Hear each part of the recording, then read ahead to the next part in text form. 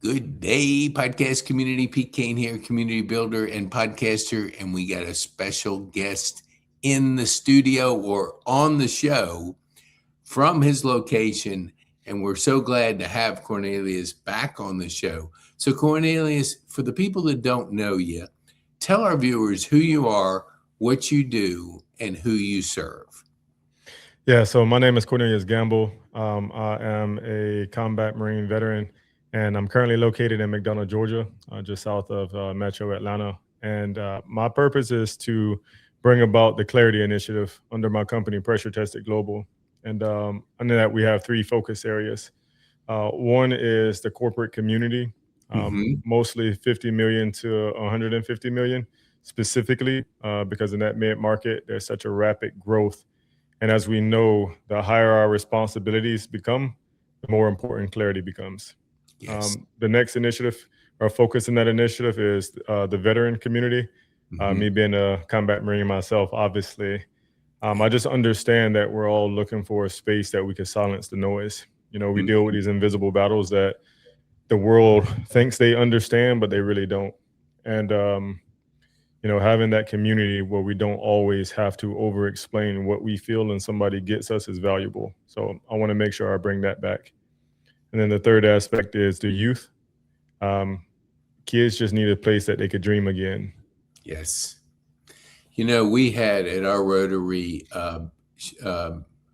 Shepherd Men, which they reach out to veterans going through difficult times, whether it's PTSD or just struggling, that transition time of finding that purpose, all the things that go on in battle that we don't understand, and the mental part of that. He spoke, and I'm telling you, he had half the people with tears because of his story. Yeah. He was ready to commit suicide, Mm. and he had his dad step in, and there was a couple people that helped him pull him out. Now he's doing terrific, but it was some really dark times.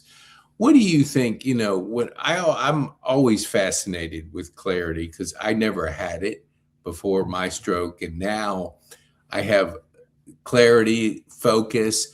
What do you think people, with all the noise out there, what's the challenging thing about clarity? It just is a word, but it's simple, but it's not. Could you share with us what you have discovered that helps people with that important stage of their life or just important part of understanding it?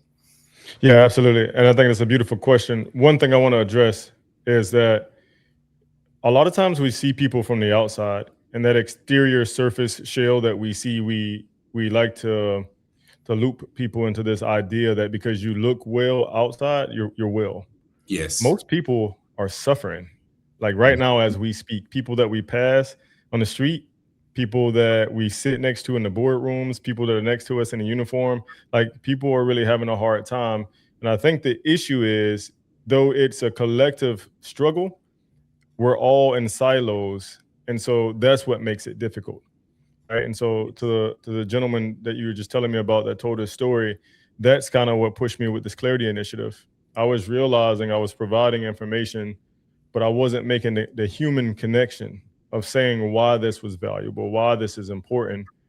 And similar to yourself, it took me getting out of the Marine Corps feeling like I hit a brick wall, and I'm grateful that it happened though, because in that it allowed me to reassess myself.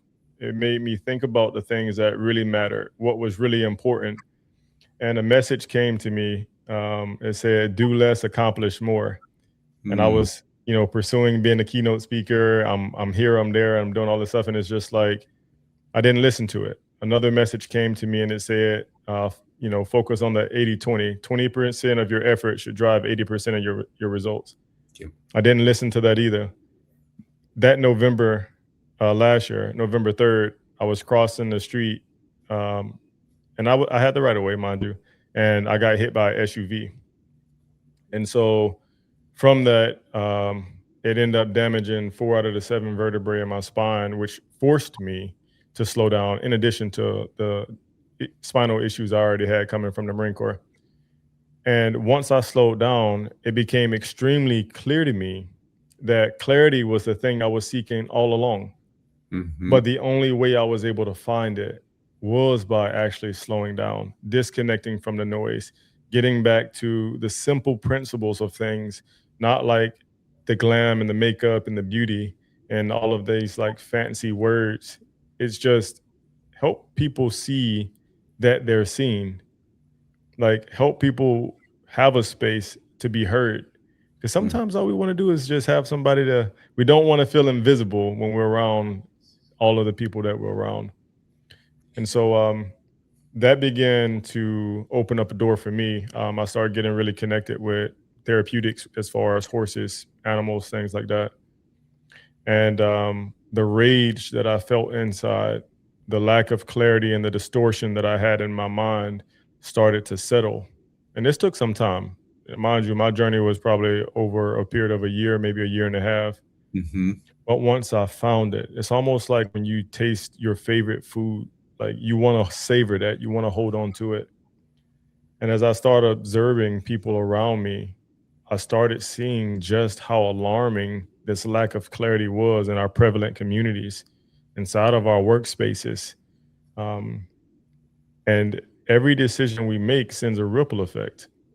Mm-hmm. And so if my decisions are sending out negative multiplying effects, I'm only damaging the people I interact with. That's not the intent. They're Yes. already hurting. And so a community is supposed to build up the community and everybody within it. And so I think that once we identify the value of clarity, once we slow down, it takes us out of the survival mode and it allows us to get into a rest, relaxed state. And in Mm-hmm. that state, we see clearly. In that state, we understand the things that we've been chasing and the questions begin to be answered that we've been asking. So to me, that's the value of clarity, from combat to running my own business and just me as a man, just as a human being. I've faced the benefits of clarity in all aspects, and it's improved not only my life, but the relationships around me and even people that I interact with that maybe I'll never meet again. That's, to me, that's the power of clarity. Yeah, I didn't have, your exact path, but very similar is I could work anybody. I could outwork anybody. I Mhm. had good work ethic, but not good self-care. And I was on Adderall or speed. And whenever I tried to get off of it, I would crash to the point I would get in that dark place and isolate, and what we call that suicidal ideology, Mhm. that you get in your own head, you're only by yourself, you're pulling back because you don't want to be around people because of just where you are. But the one thing you need is community. Mhm. And isolation doesn't do anything. But when I had 49 days to think, I had, for the first time in my life, a chance to really process things. And I think we get on that treadmill, well, whether we're watching TV or scrolling social media, and we forget about creating our life. What do you think when you look at the world right now? There's a lot of noise out there. How do you create that clarity space? I know we've talked before, but share with our viewers, like, what is your routine? How do you ground yourself in clarity each day that you could share with us? Yeah. So earlier I mentioned a little bit about how it's important to get back to the principles. And so for me, I like to translate things in the simplest form. Nature is the answer for me, and nature is the answer for many people like me. Mhm. My background is in neuroscience. I'm a master mindset life coach, so emotional intelligence, cognitive behavior, neuro-linguistic programming. And when we look at the data, as I start to transition a little bit, is that stepping outside of your home, your office, like whatever confined building that we're in, Simply being outside for a matter of 10, 15 minutes, listening to the wind blow through the trees and the leaves, that Hmm. in and of itself reduces cortisol levels drastically, easily 20 to 30%, just being outside. So what I've done to help myself is understanding that data. I submerge myself in that type of environment as much as I can, even so much to the point now I'm pressure tested global is an experience design, human flow, nature-based experience organization. Everything I do now is bringing people from the noise, from the city, from Hmm. these buildings into a space where we can reconnect, where things used to be simple, right? When we were kids, you go outside and you play or you dream about the outdoors. And Hmm. inside of each and every last one of us as adults is still that child that's wanting to be seen. And so my work creates a space for us to be able to tap back into nature using my background in emotional intelligence, the neuroscience stuff, to design the human flow. That way, I don't have to explain it to you, but you feel it. And I've already been doing this for a couple of weeks now, and I've had every single person from mayors to corporate leaders to Hmm. CEO, C-suite show up, and in a matter of the first 30 minutes of spending time with me, they say, "Oh my gosh, I feel like I could breathe again. Oh, I Hmm. don't want to leave." Or one individual even noted her heart rate drop from her Apple Watch from 89 beats a minute to 63 beats per minute in a matter of 2 hours. And I'm Hmm. not saying that it was me, but what I am saying is I've identified the human journey because of my own personal life experience. And Yes. I'm only sharing with the world the things that have helped a combat Marine go from the things that he was dealing with that nobody saw, that nobody knew, Hmm. to be able to allow me to regain mastery of myself. And that only comes from slowing down. It's the straw that broke the camel's back. Have you heard that before? Oh yeah. Yeah. It's not the straw that broke the camel's back. It's all of the things that were on the camel's back before the straw came. Yes. That The was just the straw one. just took it over the edge. And so what happens if we start to take that weight off? Not all at once, but slowly carve away at it. Now, as new things pop up, such as life, the pressures will come, but at least now we're better prepared at dealing with it, right? Not only as an individual, which I believe if we address the person first, we multiply everything around us. This is why personal development is a 700% return on investment. Yes. But when we move too quick, we are doing things that we think will solve a problem, and all we are doing is patching a hole that will soon show itself again. And what's the waste in that? But it makes us feel good in the short time. Yeah. Um, it's not easy, but it's worth it. And I would rather do things that last than just do things that feel good temporarily. Yeah. There's, I just in my Rotary this morning, one of my Rotarians, she gave a sunshine and she basically said that she's stopping doing what she's doing. Mm, And we've had discussions about it because you're on call 24/7.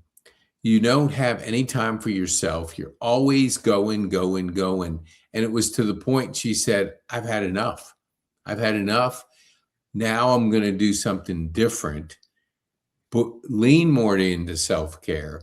And actually, this person, we were both on Adderall, and we talked about our journey of just having to have that speed to maintain because of the pace.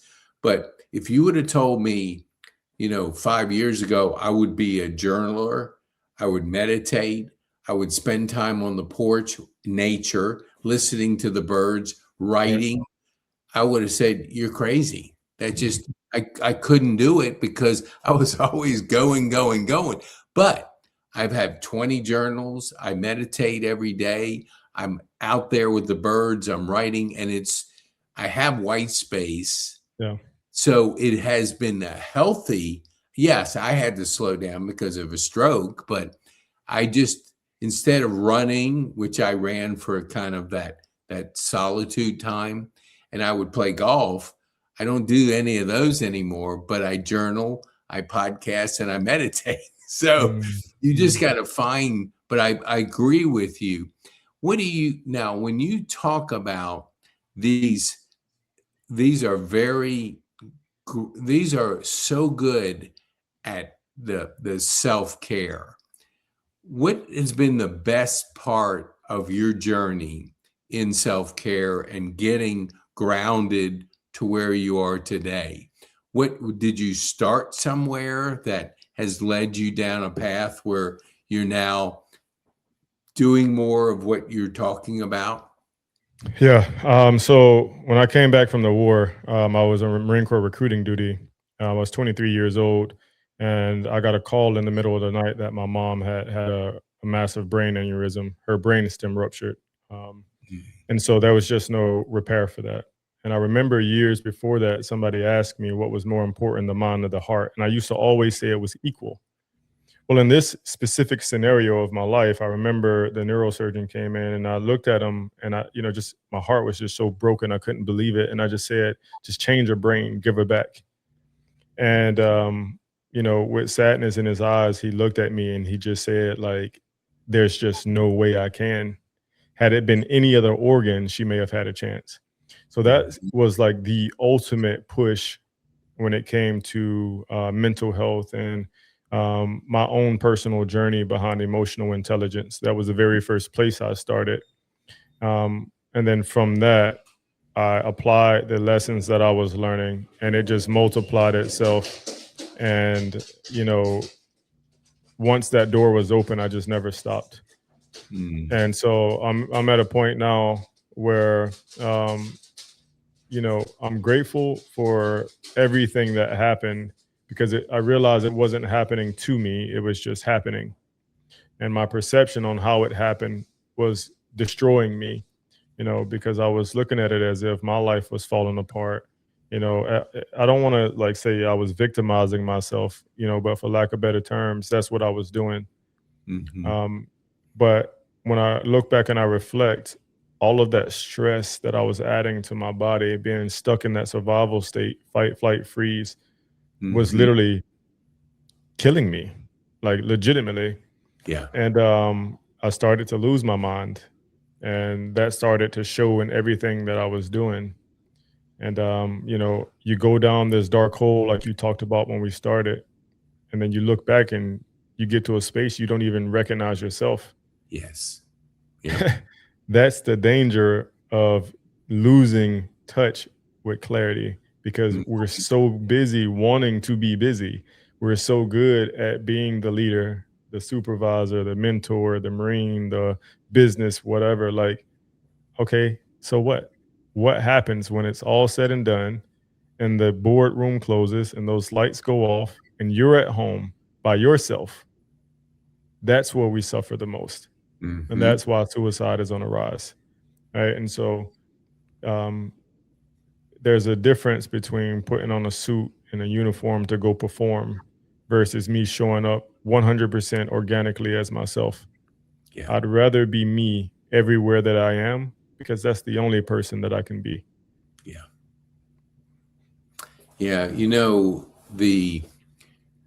I never realized how much the mental part of the journey was so important Mm, until I was forced to address it. And I think we look at social media and we think that's social, but it's media. And we're born to have connections with people. How do you how do you address the human connection? Could you share with us how important that is in your journey and the work that you do? yeah, I couldn't probably say that in a single word. It's called vulnerability. Hmm. Without the vulnerability, we're really not in touch. And so we have to create the space to where that vulnerability is there. And I'm not saying like I need to break down and give all of my life story, but what I'm saying is there is something beautiful about having empathy in a social group. It Hmm. allows us to develop trust. That vulnerability helps me see you beyond the image and see you as the human. And from that, we start to establish connections. We start to see that we're actually not as different as we believe, Yeah. regardless of race, regardless of gender, regardless of where we're born in the world and what religious practice people have. That creates humanity. And I think that for me, it's really big. And I tell almost anybody that I'll talk to, if I can't be friends with you, then I don't want to continue to associate with you. I don't want to have people in my contacts just to say I have you in my contacts. Yeah. And I'm not even talking about like, it has to be business or has to be that. But like you and I, if I'm going to give you my time, I want to make sure that time is valued. Hmm. And how do I do that? I ensure the people that I'm spending time with, I value. And I value the people who are able to be vulnerable and share their story and create that space that we all can feel safe and comfortable to do the same. Because from that, I think we grow from each other.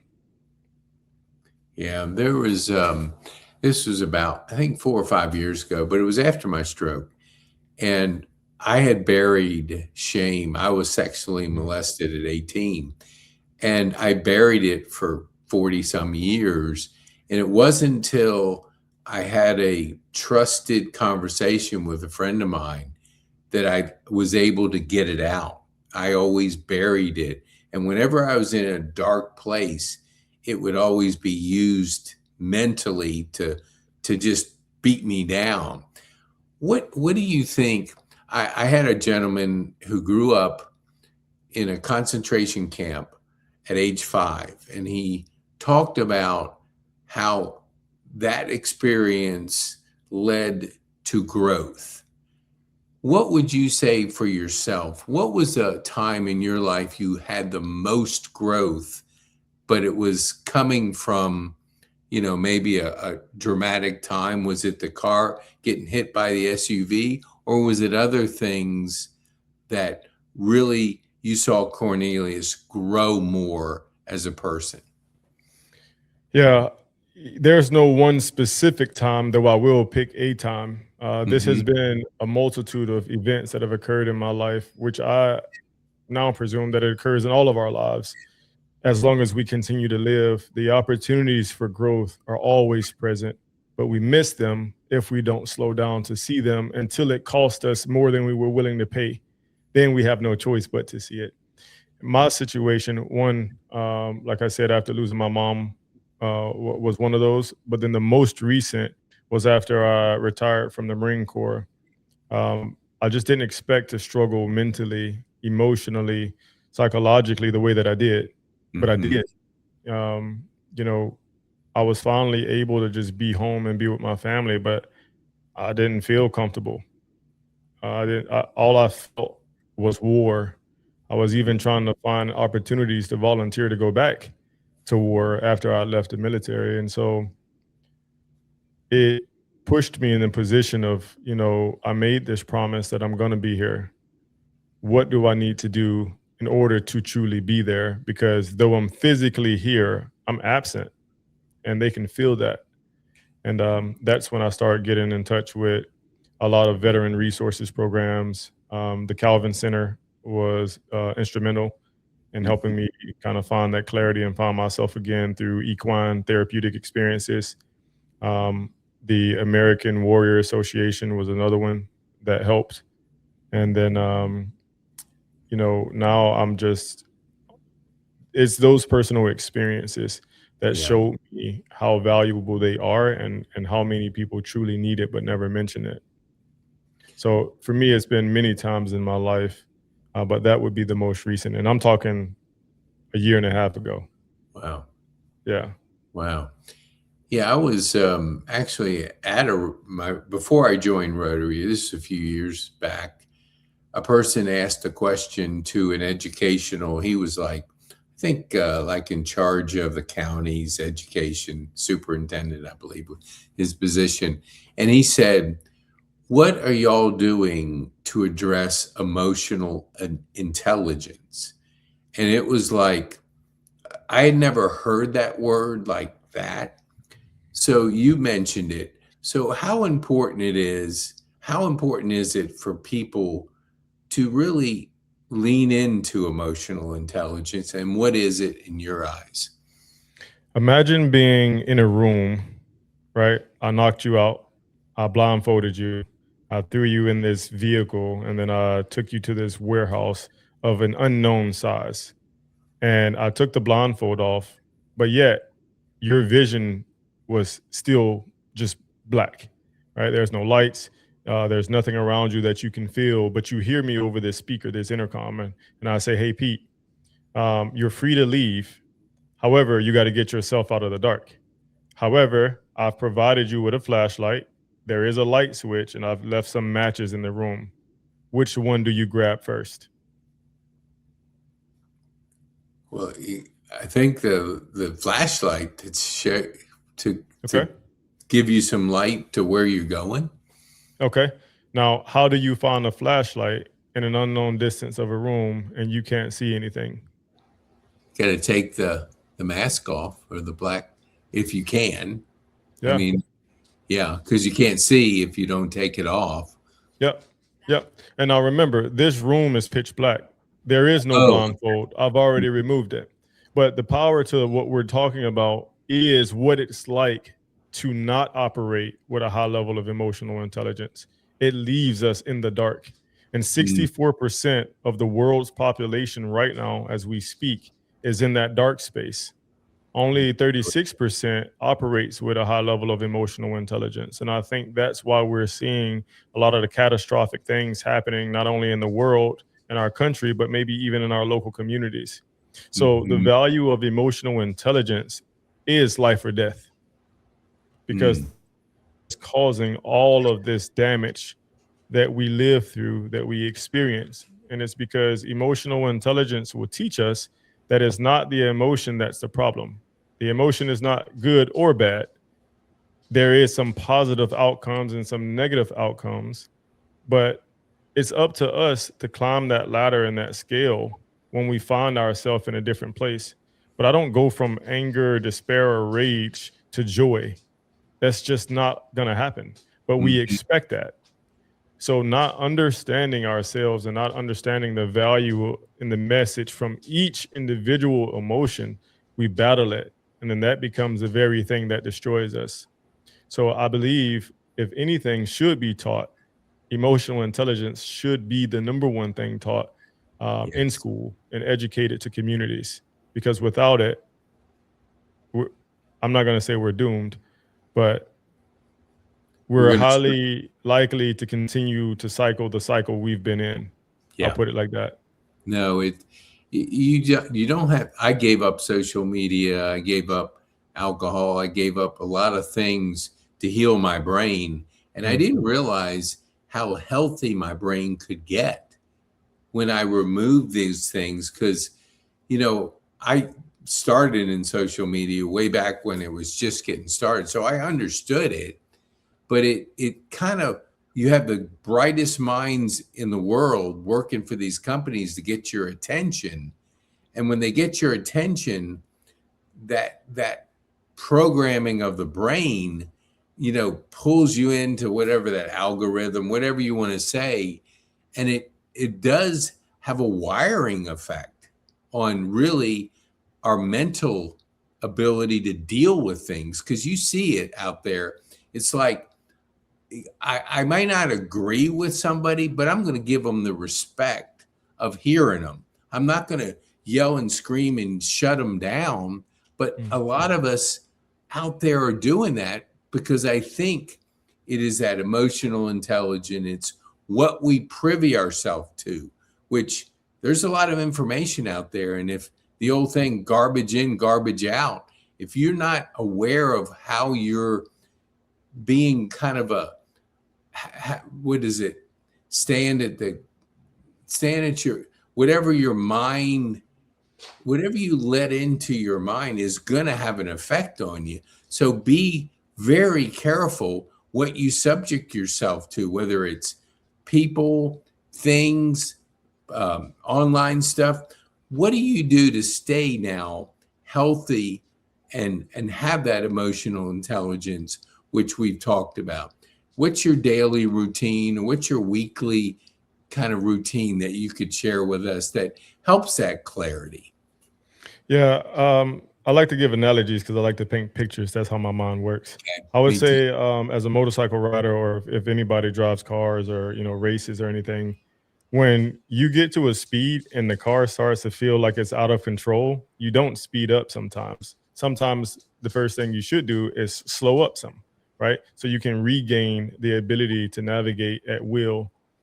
For me, I do that by waking up and making sure I set the pace of my day. I don't let the day set my pace. And what I'm describing is, I'll get up. I have a meditation room, so I go down, I meditate. I love tea. I love honey. So I Hmm. make me a cup of tea, I make some honey, and I'll just sit there until my tea is done. And I'll watch my fish, I'll observe, what they do, how they interact with each other. And I just allow my mind to just be presently where I'm at. And Yes. then as these messages start to come to me and questions I've had that now become answered, I'll jot them down. Or, as you see this easel behind me, like Mhm. I put all of those things down. Um, and then from that, once maybe a hour and a half goes by, then I slowly start to move forward with my workday. And I'll probably check an email.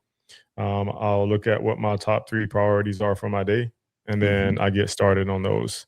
Nothing else is a priority minus those three things. So as other things come up, like they get dealt with when they become the priority. I don't allow in the Marine Corps. I had somebody one tell me, um, what they use this phrase. They said, "An emergency on your part doesn't constitute an emergency on mine," and I Yeah. love that.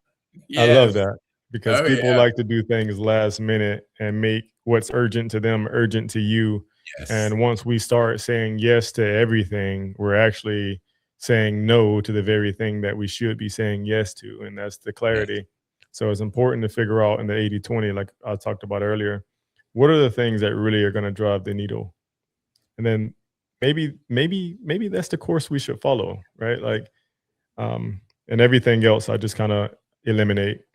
Even as far as my workspace, um, I connected with a landowner out here on 19 acres, and I now move my entire workspace out there. It's on a farm. There's Mhm. alpacas, there's emus, there's a massive pond. We've carved in some trails in the woods. There's meditation zones. I've built, Mm. breathing zones, all Mhm. because those have been the things throughout my life's growth and every challenging moment that I've faced that helped me find that peace. So now I just reflected on those through my meditation. Those things have come to me. And now I Mhm. just built my life by design. I built it to be what I need to operate at my highest form. Wow. I Mhm. don't think at the live event that you spoke, was Xana Wolfgang at that event? Do you remember that name? She was not. She was not. But that's a very good friend of mine. Her and her husband, Jeff, both. Really? Yeah. Dang. Yeah. Because when I first met Xana, it was at McKenna Farms, and I had Yeah. my 3 grandchildren, oldest ones with me, and I'll remember this forever. There was a little boy, he could probably 8, 9. He had a chicken in his hand. He had the biggest smile from ear to ear, and he was walking around, and it was so good to see because, we just don't get that opportunity, and Right. he Right. just was enjoying it. And my girls, they couldn't. They said, "Let's go back to the Packers. Let's go back." So we were going back, and they just wanted to be around the nature, the way we're so. We're running, and there's so much concrete out there. If we can get back to the farm, get back to nature, and I don't know if you've ever. I had a friend share because she does like on the back deck and in the morning, just that's her meditation. Birds are always chirping when I was talk to her, but she introduced me to Merlin, and I, Mm. I actually use that and I watch how the birds communicate with each other because it highlights what bird is talking, and it's Hmm. amazing. Like you said, the goldfish, how they interact. it's amazing when you get down to seeing how something as simple as how birds communicate, you can actually observe that they're talking in their bird language. And Yeah. it's so cool to see.